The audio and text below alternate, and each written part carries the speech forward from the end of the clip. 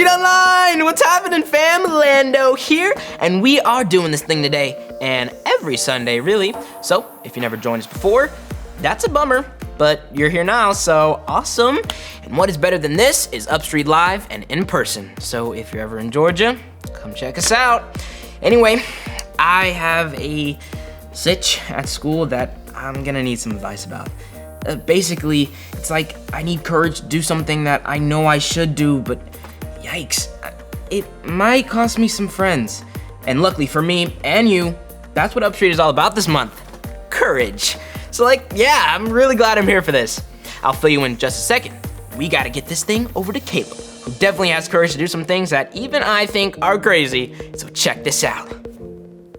Welcome back, That Show family. I've missed you guys, but I hope you've had an awesome summer, guys. We're back into all the shenanigans. But first, before we get into it, I gotta introduce you to That Show family member. What's up, everybody? My name is Ashley, and I'm pumped to be here. Thanks for having me. She's pumped to be here. We're gonna be introducing some new That Show family members over the next few episodes. With school starting back up, PU kind of stinks. We're gonna do a game that finds out whether or not I'm smarter than a 5th grader. Like, are you smarter than a 5th grader? That's like a genuine question.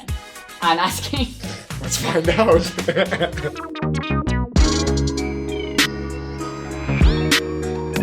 Welcome back to this week's episode of Are You Smarter Than a 5th Grader? We have 4 beautiful, lovely, stunning contestants. And as a reminder, before we get started, it is Caleb versus all of the 5th graders. Are we ready? Yes. All right, our first question. What species can live both on water and land? Oh, Margo with the hand up first. What species can live on both land and water?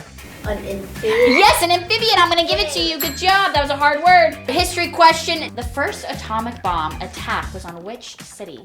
Oh, The first atomic bomb. I know this. Hiroshima. And that is correct. I think we are tied. Kids have some points. Caleb has some points. I would say 100 to 100, maybe more, maybe less. We are in geography. What is the capital of New Hampshire? If you don't know, New Hampshire is one of the 50 states in the United States of America. And Evan has his hand up. Do you happen to know? Concord. Yes, Evan is correct. That is actually amazing. That's a great. All right, now we're back to science. Here we go. A science question. Which planet is nicknamed the Red Planet? Evan, I saw your hand up first. What is it? Mars. Mars is the correct answer. You all knew that one. Yeah. Did you even raise your hand? No. I was like, Venus. All right, next question, ladies and gentlemen.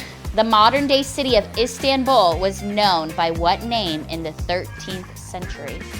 All right, Margo, what is the answer? Constantinople. And we are correct. The kids are now ahead of Caleb. Can I was you gonna say Constantinople? I was gonna say Turkey. That is a country. That is a country? Yeah. Score check. Caleb, not sure. It's quite less than what we have. I don't want to talk about it. Back to English, everybody. What is the name of the most famous British playwright? And if you don't know what a playwright is, it's in the word. They wrote plays. Caleb has his hand up. Caleb, who is the most famous British playwright? Shakespeare. And you are correct. Can you give us a line from a Shakespeare play? To be or not to be. Wow, ladies and gentlemen, an Oscar. An Oscar for Caleb. Yes, Granny. blue, purple, and green are examples of what color? Evan? Cool colors. Cool colors is correct. Good job, Evan. That's not a real thing. Yes, Danny. There's warm colors. Cool colors. Oh, you I don't like know if you remember temperature. this, but Evan's an artist. I know that now. Yeah. You just got wrecked. And I do believe we might be on our last question, folks. And that last question is a mathematical question. What is the Roman number? X, V, I. Okay, Quinn, I'm gonna have to give it to you because of your enthusiasm. Quinn, can you just say it into the microphone for me? 16. Drum roll, please. This is the last question. 16 is the correct answer, everybody. What just happened? It sure did. And that is Are You Smarter Than a 5th Grader? And if you weren't watching, it's obviously very clear. Our 5th graders beat Caleb from that show. There you have it, folks. See you next time. Well, Turns out you're not smarter than I'm not smarter than a 5th grader at all. I don't know how I made it to 17th grade. But this is my year. It is. I love that confidence. Anyway, it's okay. We're going to wrap up the episode. As we say, you know what we... Just let me know. Yeah, it's... And as we always say, stay saucy, love on somebody, and I'll catch you on the next episode. Peace! Okay, so the school day started out great because we had a substitute teacher, and we all know that subs equals a very cush day, am I right? And well, it's time for recess, and at our school we have 2 playgrounds, one for the older grades and then one for the younger grades. And well, of course, we're not supposed to be on the younger playground, but the class convinces the sub that we're allowed to play on both of the playgrounds. Maybe I should have spoken up then and said we shouldn't do that, but I didn't, and I just went along with the class, and well, busted. Mr. McMahon, the PE teacher, totally saw us and came out and told the sub that we lied to her. So now we're all gonna get in trouble tomorrow. But at lunch, a lot of the class decided that tomorrow they were gonna tell the teacher that the sub said that we could play wherever we wanted. They're trying to blame it on her. I don't wanna be the snitch, but it's lying that got us in trouble in the first place. My friends will totally turn on me if I rat everyone out. But something just doesn't feel right about lying.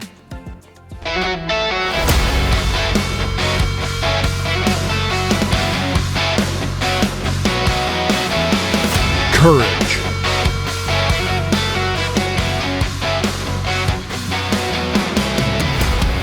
Ooh, Lando, that's a tough one. But I think I got you with today's story, so stay with me. I want to start off our conversation about courage with a game. We're going to play Would You Rather, Extreme Edition. You're going to see a Would You Rather question, and both options are going to be extreme. But you have to choose one. If you pick the answer on the left, give me a little finger point over here while showing off your bicep. If you have one. If you pick the answer on the right, do the same on the right side. Okay, here we go. Would you rather go skydiving or scuba diving? Do you like the air? Do you like the sea? Which one would you rather do? Both a little dangerous. Personally, I like the land. Okay, would you rather walk on a tightrope or swing from a trapeze? Not a good one if you don't like heights, but you gotta choose one. All right, how about this one? Would you rather drink a bottle of hot sauce or drink a bottle of lemon juice? Oof, I think either way, something's coming back up. Ugh. All right, would you rather go hiking in the hottest desert or the coldest mountain? Hot or cold, which one do you prefer? You summer, you winter? Gotta choose one. All right, would you rather fight a bear with your hands or swim with sharks without a protective cage? Yikes. Either way, I'm running or swimming away as fast as I can. Okay, so that last one was maybe a little too extreme. Both of those options sound terrifying. But here's the thing about most of those scenarios. You could do most of those things if you had to. You might not want to do them ever in your whole life, but you could have the courage to do it. Because that's the thing about courage. Everyone can have it. Courage is for everyone. Even if you don't think you were born with courage, we can all have courage. One of the best examples of courage is a true story you can read about in the Bible. It's about Moses, who was an Israelite. The Israelites were a group of people who God really loved and who God used to show the whole world how real and powerful he was. But Moses, well, he was just a regular guy. There was nothing special or powerful about him, and God wanted to use totally regular Moses to do something totally unbelievable. See, Moses' fellow Israelites were slaves in Egypt. It was terrible and not at all right, but God had a plan to save them. And here's where Moses comes in. God wanted Moses to go to Pharaoh, who was the king, and ask him to let the Israelites go, to let them just leave Egypt. But Moses was scared. He didn't have an army, he didn't have any weapons. Why would a strong, powerful leader like Pharaoh listen to Moses? As you can imagine, Moses was really unsure of God's plan. And so he started making excuses. Moses said, God, I've never really been that great at speeches, and I can't really talk all that well. I'm not the best person for this. In other words, Moses was saying, God, I know you've asked me to do something, but I'm scared. I need courage to do what you've asked me to do. And God told Moses, I will be with you. Moses wouldn't be alone. God would be with him. God went on to tell Moses that he would perform some amazing miracles to prove that God was more powerful than Pharaoh. So Moses chose to trust God when he said he would be with him. And though he was scared, I would be scared for sure, Moses decided to stand up for what was right and try to free the Israelites. So Moses went to Egypt and stood before Pharaoh. And then, remembering that God was with him and that he could trust God, Moses said, Pharaoh, Pharaoh, oh, Pharaoh, let my people go. Okay, he probably didn't sing it. Anyway, Pharaoh stood up and said, great singing voice. Love the tonal quality. Didn't expect that. A little pitchy, but that request, yeah, it's gonna be a no from me, dog. So Pharaoh said no, he would not let the people go. But God had also told Moses that he was going to send 10 plagues, kind of like really bad punishments, to show Pharaoh that God was bigger, better, and absolutely not messing around about this request. One of the plagues was frogs. Tons and tons of frogs. Frogs were all over the land, in their houses, on their beds, in their ovens. Everywhere you looked, there were frogs. And Pharaoh said to Moses, pray that your God will take the frogs away and I'll let your people go. And God took the frogs away. And Moses went back and said, Pharaoh, Pharaoh, oh, Pharaoh, let my people go. But do you think Pharaoh let the people go? No. So God sent another plague, this time flies. There were so many flies that the land was covered with them. Houses were invaded, plants died. There might have been flies in your eyes, maybe flies in your mouth, flies in your nose. Once again, Pharaoh said, please pray that your God will take these flies away and I'll let your people go. So God took the flies away, and Moses went back and said, Pharaoh, Pharaoh, oh, Pharaoh, let my people go. But do you think Pharaoh let the people go? No. So God sent another plague, this time hail. God said he was going to send the worst hailstorm the world had ever seen. And hail it did. If you were outside when it started to hail, you were a goner. The hail was so big that it stripped the trees of everything on them. And Pharaoh again said, pray to your God that the hail stops, and I'll let your people go. But did he mean it? No, no, no! In total, God sent 10 plagues that ruined Egypt and all the people in it until Pharaoh finally agreed to let Moses and the Israelites go. Fine, have it your way. You can have them. Just make this all stop. Can you imagine being Moses? Just a regular guy with no army, no power, going up against the most powerful man in the world at the time. Can you imagine the amount of courage it would take to do something so big and so scary? But here's the thing. Moses knew he was never going to be by himself, alone, in front of this powerful ruler. God reminded Moses, I will be with you, the God of the universe, the God who can make frogs and flies come out of nowhere and disappear like that. That God will be with you, and you can trust him. Moses stood up for what is right because he wasn't standing alone. And that promise gave Moses courage. And God will give you the courage to do what is right. Because God gives us the very same promise. God tells us, I am with you. You can always trust him. In a moment or situation where you need to be brave, remember, God will give you the courage to do what is right. we tend to think it's just us versus the person we're trying to have courage to face. And maybe for you, it's someone at school picking on you or picking on your friend. You need courage to stand up to them to tell them to stop. Or maybe you lied to your teacher or your parents, and now you have to tell them the truth. In those moments, you're not alone. It's not just you. It's you and it's God. He is with you, and you can trust Him. Everyone has access to courage when they remember that courage comes from God. God will give you the courage to do what is right. So let's pray and ask God to help us rely on Him for that courage. God, we need your help to have courage this week. At home, at school, on the bus, and playing with friends, we're going to need to stand up for what is right. Help us remember that you are with us, and we can always trust you. You're awesome, God. We love you.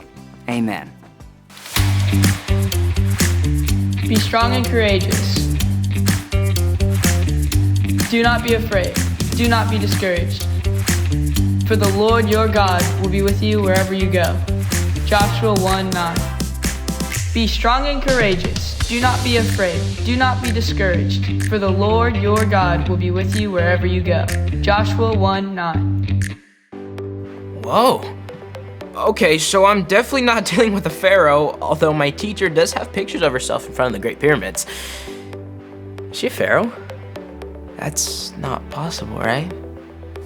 Anyway, I know what the right thing to do is, and I knew what the right thing to do was to begin with. I just didn't have the courage to say anything, but it does help knowing that God is always with me, and He always is helping me do the right thing. That's something I can say to myself over and over again before I talk to my teacher and tell her the truth. And hey, the class is mad at me and I end up sitting by myself at lunch, just send up a request for a plague. You got my back, right, God? I'm just joking. Wish me luck tomorrow, friends. See ya.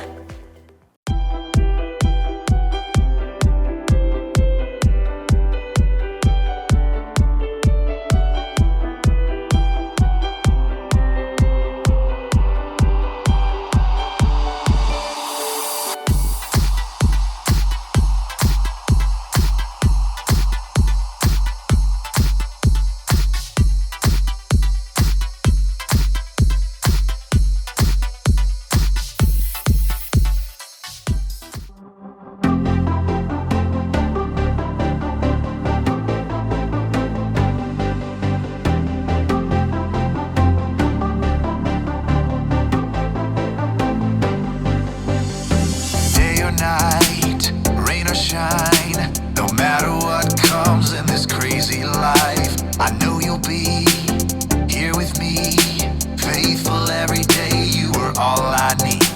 And how could I ever deny you are enough, you are enough, and we believe and we have seen your love, your love, your love. Everything we ever need comes from you, comes from you. Every breath we'll ever breathe comes from you, only you.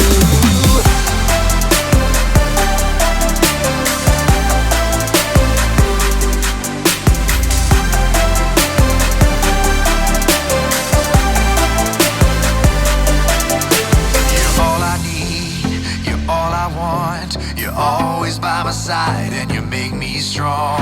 And how could I ever deny you are enough, you are enough, and we believe and we have seen your love, your love, your love.